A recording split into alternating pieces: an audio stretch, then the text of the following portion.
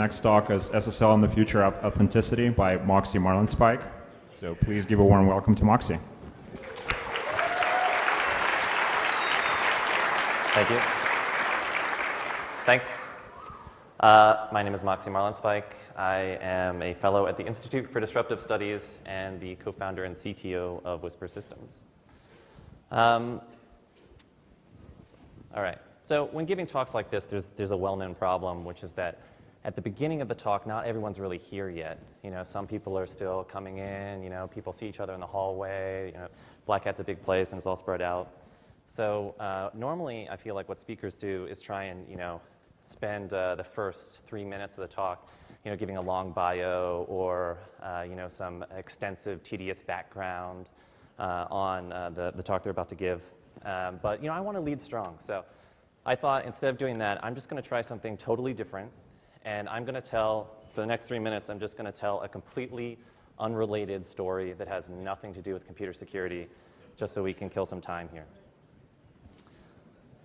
Okay, goes like this. Just after I'd gotten out of high school, some friends and I had this really harebrained scheme where we were going to find some uninhabited island in the Caribbean and, like, colonize it. So I blame this idiocy on my youth, so we actually drove all the way to Miami because this, you know, we were broke, and back then driving was cheaper than flying, before getting on a plane into the Caribbean. And the whole thing didn't work out, obviously, which is a whole other story. But we were very hungry, so when we came back to Florida, we were driving back north through Florida, you know, in defeat, and at some point, we decided to stop and have lunch. And we pulled over, and we actually wanted to, you know, like, get out of the car for a second. We found one of these, like, Tex-Mex type restaurants. You know, you sit down, and they have chips and stuff like that. And so we went in there, and it was me and two buddies. We all got out of the car at the same time and started walking towards the restaurant. And about halfway there, one of my friends realized that he'd left something in the car, or that he'd forgotten to lock it or something. So he turned around, and he went back to the car, and me and my other friend kept going in the restaurant. And just as we got in the restaurant, we caught the very end of their birthday ritual. So I feel like every restaurant, you know, of this caliber has its own, like, weird birthday ritual. You know, they sing a little song or something a little different, try and make it fun. So we caught the end of this one, and it was the strangest thing that I've ever seen in a restaurant to this day. You know, these waiters come out singing, and one of them, you know, stands in front of this lady whose birthday it is with a little, like, saucer plate full of whipped cream on it, just like a little dab of whipped cream on the saucer plate, with a spoon, and held it in front of her as if to feed her the whipped cream, and asked her to close her eyes and open her mouth. So she closes her eyes, opens her mouth, and meanwhile, standing behind her, there's another waiter with a full pie tin of whipped cream. And she closes her eyes, and he reaches around and slams it in her face. Just covers her in whipped cream, you know. And this lady's shocked, right? You know, it's her birthday, whatever, she's all dressed up and sitting there. She just got slammed in the face with a pot. And so my friend and I are standing there just like, what? Did you just see that? You know? And so my friend looks at me, and my other friend's still out of the car. And he says, I think it might be Jack's birthday today. So by the time he gets in, this lady's all cleaned up. She's gone to the bathroom, all this stuff, or whatever. So we sit down, and I surreptitiously, you know, during the meal, go and find the waiter. I'm like, dude, it's our buddy's birthday. You know, I don't know if you guys do anything here for birthdays. You know? And he's like, no, we do something. We got a thing, you know. And I was like, all right, bring it on, you know. And so they came out singing and all this stuff, you know. And our friend is, like, kind of bewildered. You know, this is all happening on our table, right? And later he confesses that he thought that we'd told them it was his birthday so that we could get, like, free cake, you know. And so, you know, he's playing along, and they put, like, a paper hat on him, and they do the exact same thing where they hold out the little thing of whipped cream with the spoon, you know, and there's a guy behind him with a tin of whipped cream and just reaches around, slams him in the face. And I had one of those disposable cameras, you know, back then. You'd film cameras you'd get developed at Walgreens, and so I knew this was happening, so I had it, like, already under the table, and I got him just after the moment. Bam! So the look on his face is just pure shock. You know? Anyway, okay. Hopefully that was more entertaining than my bio. Okay, so I want to spend some time talking about SSL authenticity, and really this is a talk about trust. And I want to start this off with another story. It's kind of a downer, but I feel like it's illustrative of the situation that we're in today. And the story is about this company called Komodo. Komodo is, according to Netcraft, the second largest certificate authority in the world. They certify somewhere between a quarter and a fifth of the SSL sites on the internet. And in March of this year, they got hacked. The attacker was able to make off with some certificates, mail.google.com, yahoo.com, login.live.com, Skype. Basically, everything that you would need to intercept communication to like logins and passwords for the popular webmail providers and things like that.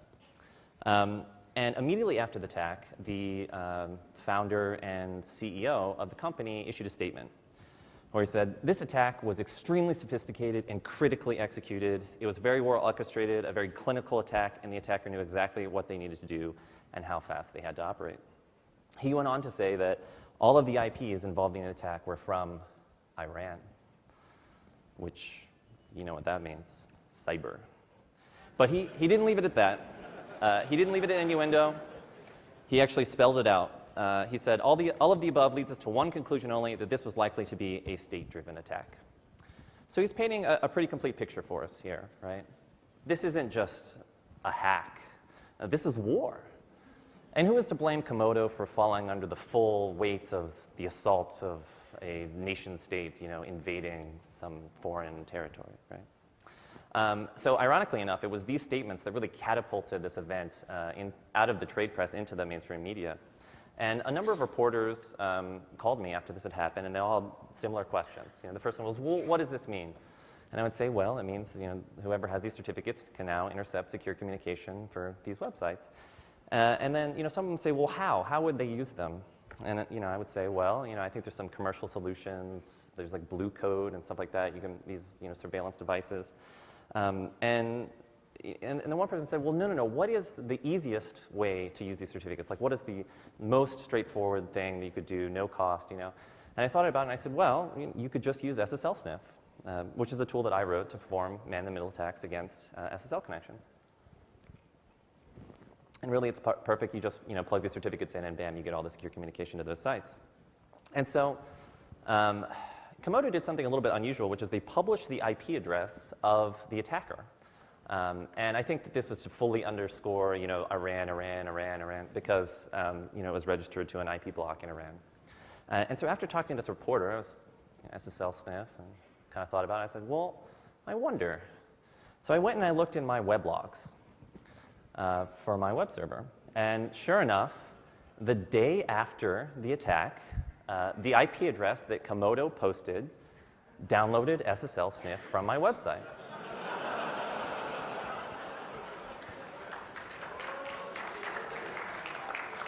And so, a couple of interesting features here. One, they run Windows. Two, their browser is localized to US English. But the most interesting thing of all was the referrer. So I went a little bit further back in my weblogs to find the initial point that they contacted my web server so I could see the site that they visited before, which was a Hack5 video on intercepting secure communication. So just to break it down, on one hand, we have the CEO of Komodo, very well orchestrated, clinical. Maybe this video was really good. I don't know. I haven't watched it yet. Maybe it turned them into clinical attackers. But from what I see, on one hand, we have these statements, and on the other hand, we have someone who's literally following video tutorials on the internet designed for, introductory material to these topics.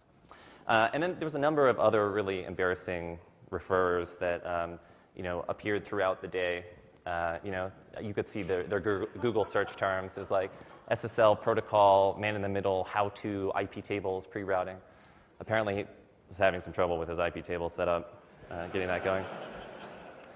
And then, so I'm kind of chuckling to myself about all this. And then he posted a communique. And it could not have been more embarrassing for anybody, On one hand, he's making these ridiculous claims about, he can hack RSA and all this stuff. And then on the other hand, he's like simultaneously very proudly talking about how he can do trivial things like, create his own SOAP APIs and export functions from DLLs, right? And so, yeah, I mean, this could not have been more embarrassing. But then, and to make matters worse, he just wouldn't shut up. He just kept posting communiques, and each more ridiculous than the previous one. So this could not have looked worse for Komodo. And so the Komodo CEO responded to all of this by issuing a statement where he said, if there were a secure and trusted DNS, this issue would be a moot point, exclamation point. We need a secure and trusted DNS, exclamation point. So he has just very enthusiastically declared that he does not understand the business that he's in. On one hand, he seems to imply that the only way to perform a man-in-the-middle attack is through DNS tampering, which is just not true. And on the other hand, he's saying if there were no way to perform a man-in-the-middle attack, then it wouldn't matter that these certificates got stolen. I'm not sure that he realizes that the reason we have SSL certificates is because it's possible to perform man-in-the-middle attacks. If it weren't, we wouldn't need the certificates that he's selling us. So anyway, this is the guy securing a quarter of the internet. Later that month, they got hacked twice more, and then a month later, they got hacked again. So, this all looks pretty bad, right? And normally, I wouldn't spend, this much time being this critical about a company like Komodo. But I think that it's a good story because it illustrates an important point, which is that, after all of this, it couldn't have been worse, couldn't have been more embarrassing, couldn't have been more severe. And what happened to Komodo? Nothing. Their business didn't suffer. They didn't lose customers. They didn't get sued. Nothing happened to them. In fact, the only thing that happened to Komodo this year was that the CEO was named Entrepreneur of the Year at RSA.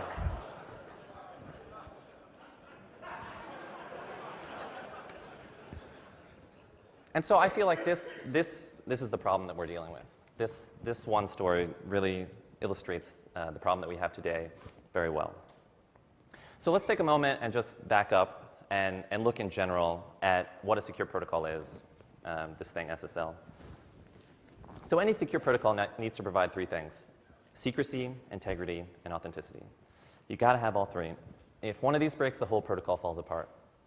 And so this is what SSL needs to provide. But you have to remember that SSL was developed in the early 90s. That was a long time ago. There wasn't a lot of information available on how to develop a secure protocol at that time. Applied cryptography hadn't been published. I mean, if you wanted to use RSA, the algorithm, you had to license it because it was patented. You had to license the patent from the company, RSA. It cost money to use RSA in your product. There were no books on how to design secure protocols, all the things that we know today. Provable security didn't exist yet. There was also no such thing as e-commerce. The notion of transmitting a credit card number over the internet didn't really exist. There were really no web applications. Even the notion of transmitting, your user credentials, a password over the internet was pretty foreign. And the internet itself was tiny. At the time, according to ISC, there were less than 5 million hosts on the internet. Compare that to today, where we're about to run out of IP addresses for publicly facing hosts at 4 billion. So really, when you think about it, when SSL was designed, there were probably less than 10 sites that you could think of in the world that you would want to be secure for some reason. That for some reason you would want the communication with these sites to even be encrypted. Whereas today, there are over 2 million certificates on the internet. And ideally, we'd like all sites to be secured. Also, SSL was developed at Netscape, and this was during a time where there was a lot of intense pressure happening within that company. Like, the race was on. This is the place where a series of 4 a.m. decisions gave us JavaScript. And we're still dealing with that today. So, while these efforts are actually pretty heroic, and, the majority of the protocol has, it's had problems over the years, but it's actually done pretty well, they did okay with secrecy and integrity. There's, things have come up and there's still problems, but it's really authenticity that has always caused a little bit of friction and is now causing real problems. Now, the reason that authenticity is important in a protocol is because of man-in-the-middle attacks. So normally, if you're negotiating a secure connection with a server, the problem is that you want to know that you're really talking to the server. Otherwise, someone could have intercepted your connection and negotiate a secure session with you, and make a secure session with a server, and then just shuttle data back and forth. Classic man-in-the-middle attack. But the thing to remember is that at the time that SSL was developed, this type of attack was entirely theoretical. The network tools didn't exist yet. This wasn't the kind of thing that was actually happening and with any consistency or that had ever happened. This is the kind of thing where it was like, oh, well, there's this one thing called the man-in-the-middle attack. And so the solution that they came up with was called certificates and certificate authorities. Each site issues a certificate when you connect to it, and you know that it's valid because it's signed by a certificate authority. So, in preparing for this talk, I had this thesis this hypothesis that, that this was a different world at the time and everything, and that we've outgrown the circumstances in which SSL was originally imagined. And so I thought, well, I wonder if that's true. And I thought, well, I should ask the people that designed it. And so, I did a little bit of research, and I talked to some people at Mozilla now who helped me out. And eventually, I figured out that SSL was designed by this guy, Kip Hickman. And so I went looking for him, and the last thing that he posted to the internet was in 1995. But I managed to track him down, and I basically cold called him. And we talked on the phone for a while. He's a great guy, and he was like SSL. Yeah, I haven't thought about that in a long time. And it was amazing, man. I was talking to him, and so I was like, okay, certificate authorities, what's the deal, And he was like, oh, that whole authenticity thing, yeah. He's like, I tell you, we just threw that in at the end. And he's like, yeah, I mean, SSL, we were really designing it to prevent passive attacks. That whole man-in-the-middle thing, someone told us about that, and we just kind of threw that thing in the end. He's like, really, that whole certificate authority thing, it was a bit of a hand wave. Which was amazing. Really, you can see how the idea makes sense, right? Back in '94, when this graph of domains on the internet is approaching 0, and there are only a few sites that you can think of that you want to be secure. It makes sense that hey, we have a few secure sites. We have one organization. It looks at them really carefully, makes sure that this is the right certificate, and signs it. But over time, now we're looking at almost 1 billion domain names, and ideally we'd want all of them to be secure. And it seems not entirely realistic that an organization or even a set of organizations are going to be able to look at all of these sites as carefully as they need to in order to certify them. Ivan Ristic has put together this nice threat model, and history kind of bears this out, right? Like up here in this corner, you see some of the problems that have happened with integrity and secrecy and SSL, but it hasn't really caused very severe problems yet. Down here you see some of the user limitations. These are things like SSL strip that is kind of on the user end. But really up here with all the authenticity stuff is where all the real problems within the protocol itself have emerged. And so I think that the real story here with this whole Komodo thing wasn't that this was cyber war. I think the real story is that this is happening every day. One of these domains that the attacker got, login.live.com, I think we should remember that Mike Zussman got that same certificate, and he just asked for it. He didn't export functions from DLLs or create his own SOAP APIs or hack RSA or whatever this guy said he did. He just signed up for it. Eddie Nigg got Mozilla.com with no validation at all. VeriSign issued a code signing certificate to Microsoft Corporation to attackers that are still unknown. They were never identified. And this thing happens all the time. Recently, I was trying to buy an SSL certificate, and so I thought, well, straight to the bottom of the barrel. And I went to ssLinabox.com, and it's the kind of thing where you have to create an account and before you can get a certificate. And when I went to hit the create button, it just logged me into someone else's account. And I was like, dude, I'm not trying to hack anybody. I just want the certificate, And so, I logged out, and then I went and refilled the create thing and hit it, and it logged me into someone else's account. Every time I did it, I got a different account. It's like, and the thing is, I didn't even bother emailing them because I don't think they even care. This is the kind of thing that happens all the time. These people, this is a certificate authority that posted the private key for their certificate in the public directory of their web server. And the kind of, it's like maybe you could understand.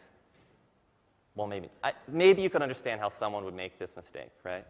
But they haven't corrected it. It's still in there. Since 2009. Starcom was recently hacked. And really, you don't even have to hack anybody. If you want a CA certificate, you can just buy one. Call up GeoTrust, and they'll sell you a GeoRoute, an intermediate CA that you can use to intercept any communication on the internet, as long as you promise not to do that. I really like the iconography, too. Where it's like, it really is like the key to the world. And so, okay, about these Komodo attacks, what if they were state-sponsored, right? I mean, I think the important thing to remember here is that even if Iran were behind this, which I think at this point they pretty clearly were not, the only reason they would have to do this is because they don't have a certificate authority of their own. Many other countries do. The EFF put together an excellent project called the SSL Observatory, where they scan the internet, and they put together a list of all the countries in the world that are capable of signing certificates and thus intercepting all secure communication. This is the map of the countries in the world. I don't know if you can tell, but in the middle of the Atlantic Ocean, there's a little speck there, and that's Bermuda. Bermuda can sign certificates. What? Oh, it's my bad. So the good news is that I feel like the vibe has been shifting. The vibe that people have about these things has been shifting from total ripoff, which I think is the old vibe, to total ripoff and mostly worthless. At this point, people seem to agree that this is not working out. So there's been a lot of talk about replacing certificate authorities and replacing the authenticity piece of SSL, but I think it's important that we accurately define the problem before we implement something else, just so that we don't make the same mistakes. So the EFF SSL Observatory project put together this map of all the organizations in the world which are capable of signing certificates.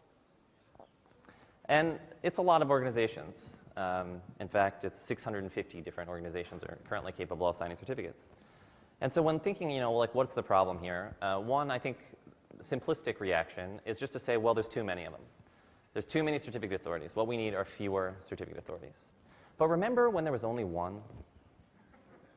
And they could do and charge as much as they wanted? That didn't really feel like it was that much better to me. And if part of the problem here is that we've gone from 20 secure sites to 2 million secure sites and ideally 1 billion, it also seems a little unrealistic that one or fewer organizations are going to be able to keep up with this problem more accurately. It seems like, if anything, you would want more to deal with the increased load. Another reaction is just, there's been a few bad apples, right? That most of these certificate authorities are doing okay, and there's just a few people that are spoiling the whole deal for everybody else.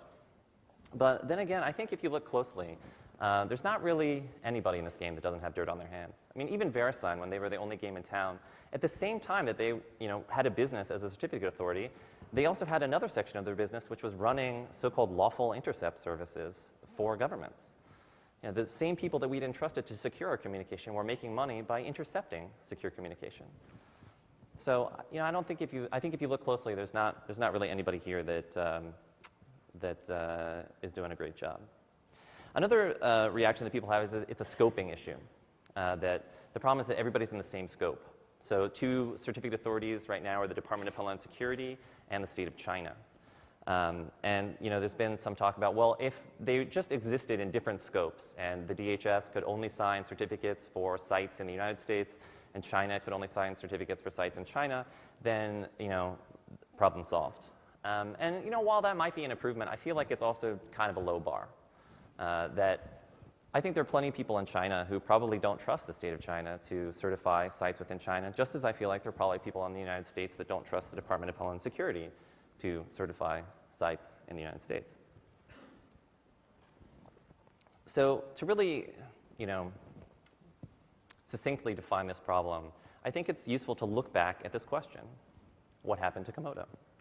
After all this, couldn't have been worse, Well, nothing happened to them, but why? Why is it that nothing happened? What could we have done? I mean, right now, if I decide that I don't trust Komodo, and I don't, what can I do? Well, the best thing that I can do is remove Komodo from my trust database, remove them from my list of trusted certificate authorities in my web browser. The problem is that if I do that, somewhere between 1/4 and 1/5 of the internet disappears. That it just breaks, that all of these sites that were signed by Komodo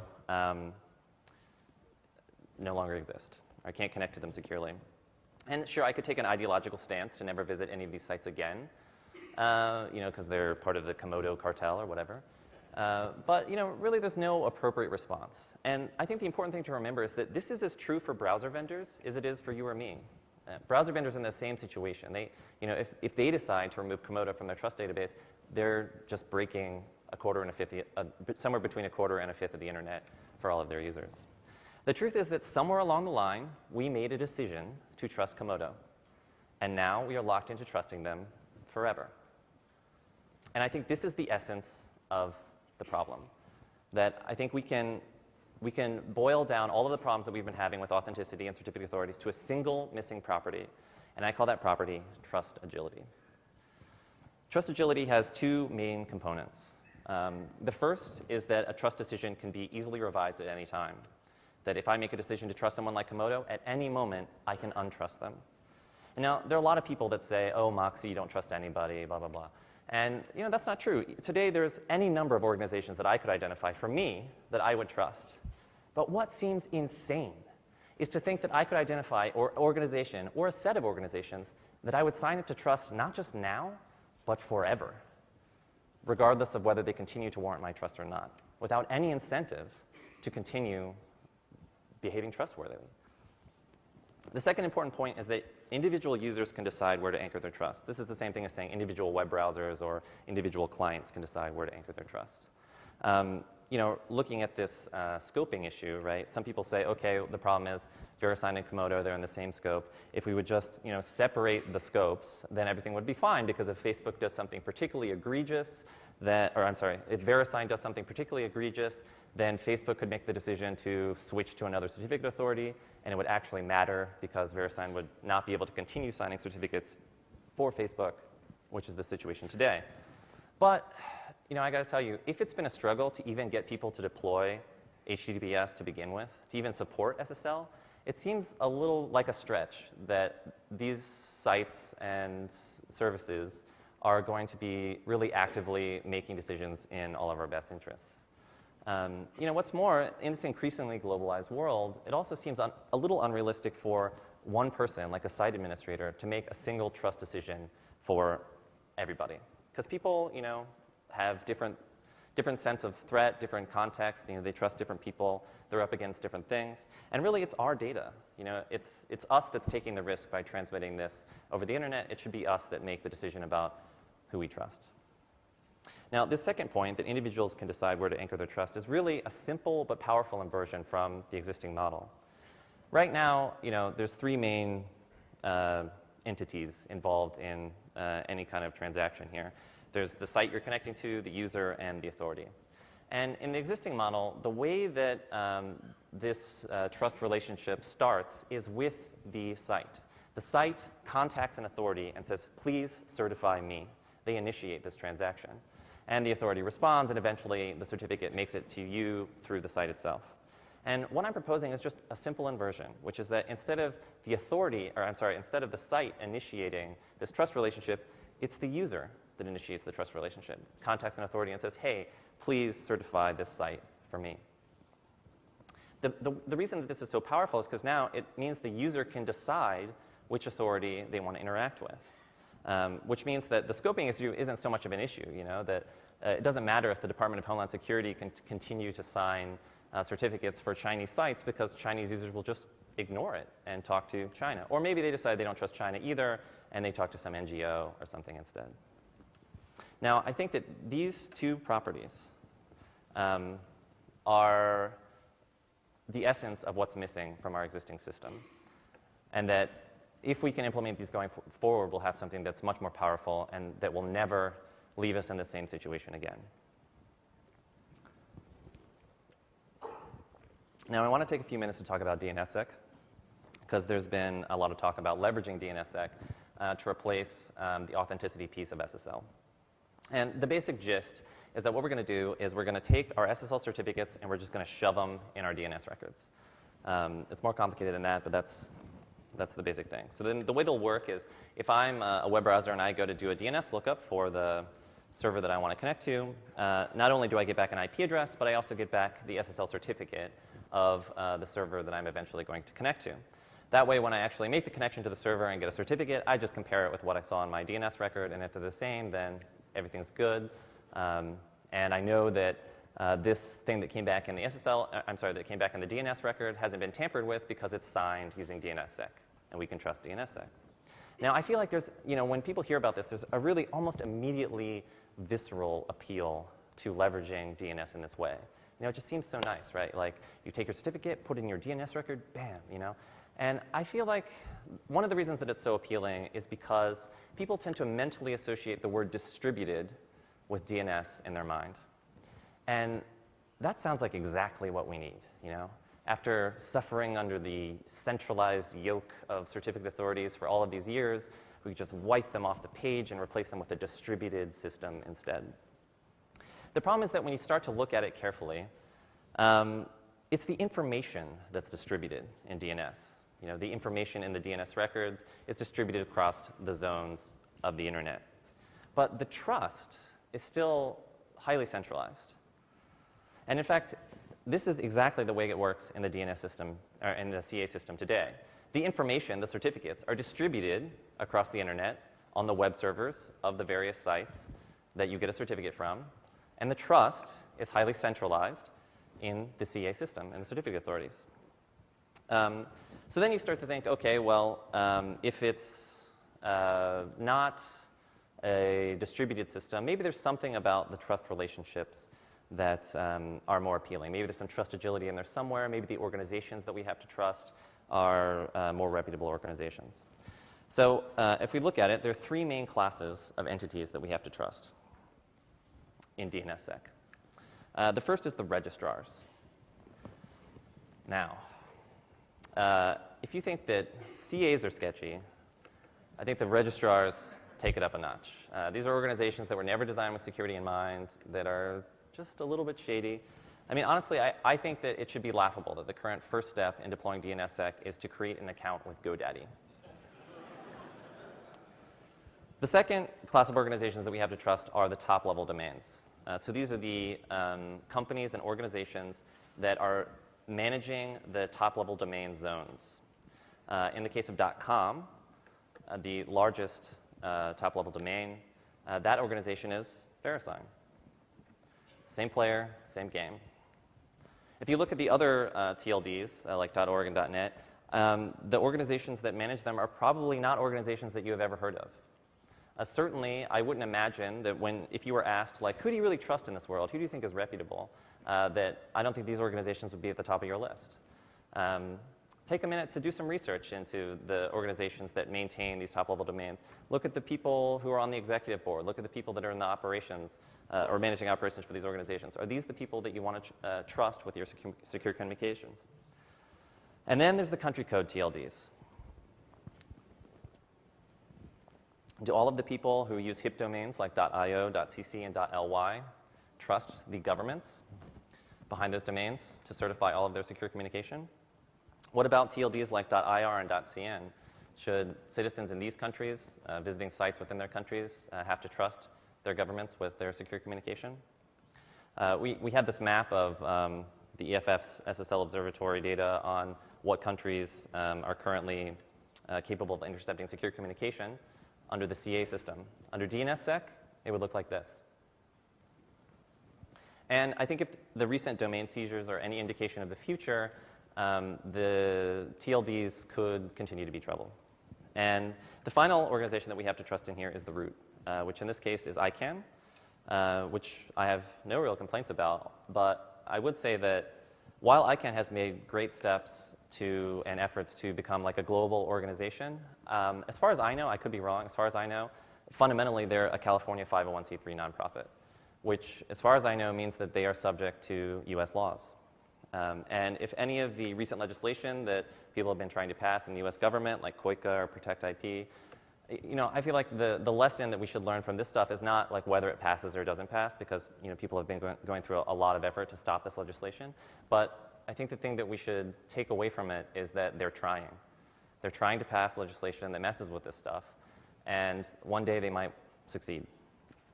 And so the worst part about these organizations, or these classes of organizations, is that they actually provide reduced trust agility.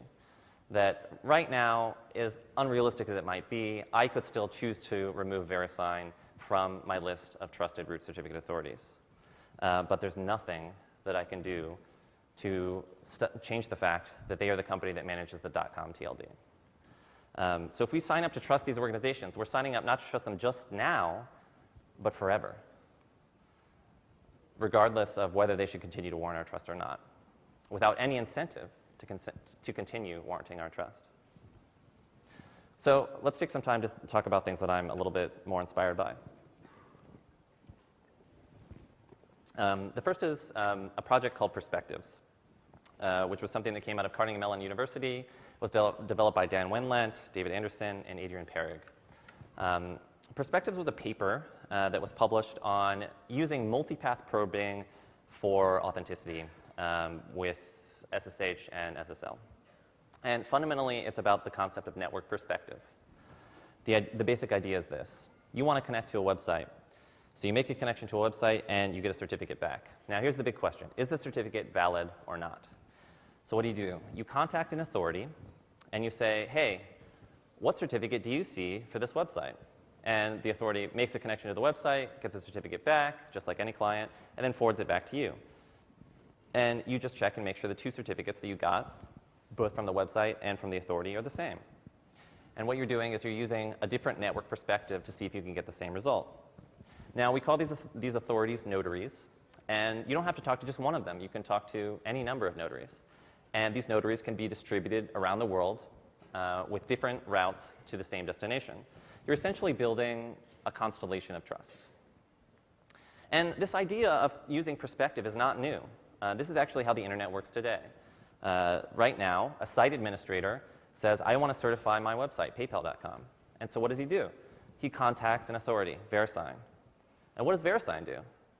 VeriSign sends an email to the site with a verification code in it. And if a site administrator can retrieve the email and present the verification code, then VeriSign will issue the certificate. So the network perspective is already how it works. All we're doing is talking about inverting the relationship so that it's user-initiated. So it's the user, not the site administrator, that is initiating this trust relationship with an authority. Now, perspectives came, when the paper came out, it also included an implementation. But the implementation was a little bit limited because it was initially designed for self-signed certificates. The idea was it was a Firefox add-on, and it was just supposed to eliminate self-signed certificate warnings in your browser. So it was kind of a proof of concept, and it came with a number of limitations. The first was completeness. Perspectives only worked for the initial connection that your web browser made to a server. It didn't work for any of the background content, the images, the CSS, the JavaScript, all that stuff. And so if you installed Perspectives, it wasn't possible to eliminate certificate authorities entirely in your web browser because you still needed them for all that background stuff, and it was just authenticating this first connection. The second problem is privacy. If every time you make a connection to a web server and get back a certificate and then contact a notary, you're essentially leaking your entire browsing history to some third party, some notary, which seems unfortunate. And then the last problem was responsiveness. There's this issue of notary lag. The way that Perspectives worked was you would connect to a site, get a certificate back, and then you'd connect to some other, to the notary or some set of notaries and say, hey, what certificate do you see for this site? Now, the notary would keep a cache of certificates that it had seen for that site. That way it didn't have to make a new connection every single time someone talked to it. And then after, the notary was responsible for then making periodic connections to the site to make sure that the site had not changed certificates. The problem was that if a site did change certificates, your results from the notary were going to be invalid in between the poll interval. So there was this issue of notary lag, which caused real problems. So what I've done is I've taken this concept of Perspectives and I've built on this to be a more comprehensive solution. And it's the piece of software that I have is called Convergence. And Convergence is a new protocol, a new client implementation, and a new server implementation. The first thing that Convergence does is address all of these challenges. First of all, we've eliminated notary lag. So now whenever you contact a notary, you say, hey, what do you see for PayPal.com? By the way, this is what I saw. That way, the notary only needs to connect back out to PayPal in the case of a cache miss or cache mismatch, and you don't have this issue of the notary having to continually poll the server and leave you in this lagging situation. The second thing we did was address privacy. So that's the first thing we did there was implement local caching on the browser side. So what happens now is your web browser gets a certificate back from a site. It connects to a notary and says, hey, what do you think of the certificate? If the notary says, hey, this is A-OK, then you take that certificate and you cache it locally. That way, the next time you have to connect to the site, you get a certificate back. If it's the same thing in your cache, you don't have to talk to anybody. So now you're only talking to notaries on the first time you see a certificate or if a site changes their certificate. So that's the only time you're leaking your browsing history. But still, that seems a little bit unfortunate that you leak your browsing history in those situations as well. So the next thing we did was implement notary bouncing. So the way this works is you have a set of notaries configured. These are the people that you trust in the world. And you randomly pick one of them in the set. You want to talk to all of them. You randomly pick one of them, and you assign them as a notary bounce. Then you make a connection to the notary and do SSL all the way through the notary to the end entities. This way, the thing that's proxying your traffic can't see it because it's just a blind one-hop proxy, and it can't get through the SSL connection. And so the notaries that you're talking to know the site you're asking about, but they don't know who you are. The bounce notary knows who you are, but he doesn't know what sites you're asking about. So this way, in order to reveal your browsing history, two notaries would have to actually collude with each other, which I think is a much higher and acceptable bar. Convergence is a Firefox add-on on the client side, and it looks just like normal. The only difference is that in the top right-hand corner here, you get this little button, this convergence button. And if you click the button, you have removed yourself from the CA system. Your browser will now ignore all certificate authority certificates. As you browse through the web, everything looks the same. The only difference is that if you go up here, normally if you connect to a site and you mouse over the tooltip, you mouse over the favicon, the tooltip that comes up will show you the certificate authority that has verified the site. The only difference, everything looks the same, is that we've taken the certificate authority out of the picture entirely. And so now it's the convergence system that authenticates the sites you're connecting to. The notary implementation is designed to be extensible. So what we've done is change the protocol to be a nice RESTful API. So the idea is that you can do whatever you want on the notary backend. Right now, the notary works by default by doing this network perspective thing. But really, you could do whatever you wanted on the back end, and the server is designed to be modular such that you can plug in different authentication mechanisms. If you really like DNSSEC, you could have your notary do DNSSEC. If you really like CA signatures for some reason, you could set up a notary that validates CA signatures. You could even do other crazy stuff. You could write a notary that is a front end to, for instance, the EFF's SSL observatory, and the EFF has volunteered to write and run just this. And when you're configuring your notaries in the browser, you could have a set of notaries configured. Each one does a different thing. You talk to a set of notaries. One uses a network perspective. The other uses DNSSEC. The other uses CA signatures. The other is an SSL observatory front end. And on the client side, you can configure the trust threshold that you're interested in. So the default is majority. You can pump it up all the way to consensus if you want. And what this means is that whereas in the existing CA system, if one of these actors turns into a bad actor, you're pretty much out of luck. It's game over, right? But in the convergence system, it means that all of your notaries have to be bad. That the more you have, essentially, the harder it is for everyone to collude in order to intercept your communication. And it provides trust agility. If for some reason you don't like one of these backend systems, or the notary does something that's particularly egregious or no longer trustworthy, you can just remove them. And you're no worse for it. Nothing breaks. Everything's the same. And if you want, you decide you trust somebody else, you replace them with a different notary that uses the same backend or a different backend that just happens to have different practices.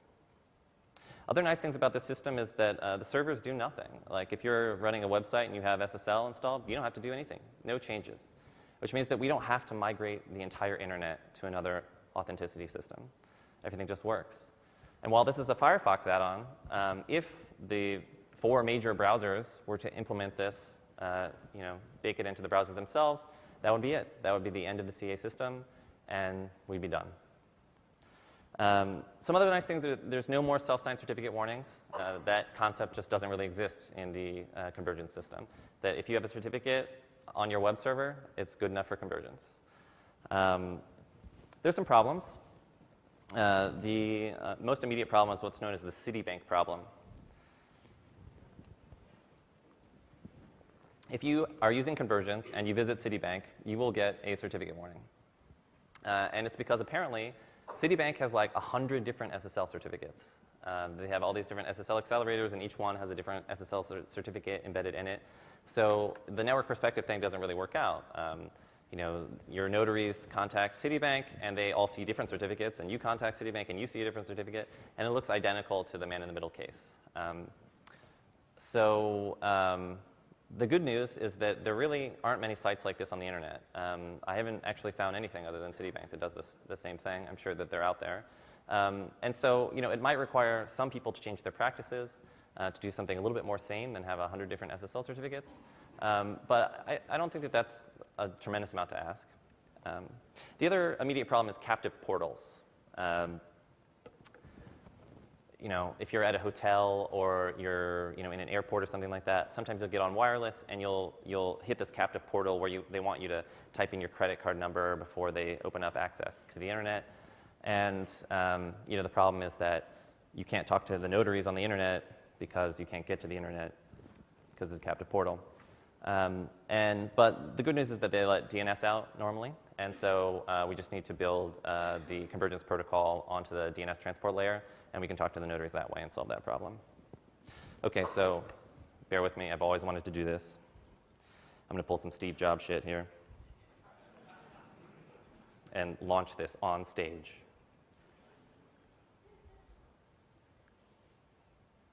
All right. You can now go to convergence.io and download this for free today, install it in your web browser, and be done with certificate authorities. Even if you're not into convergence or you don't want to run this, I want to leave you with one big question at the end of this talk, which is that if anybody is proposing an authenticity system, if anybody is trying to convince you to use a different trust system, I think the first question you should ask is, who do I have to trust, and for how long? If the answer is a prescribed set of people forever, proceed with caution. In the meantime, try out convergence. Thanks.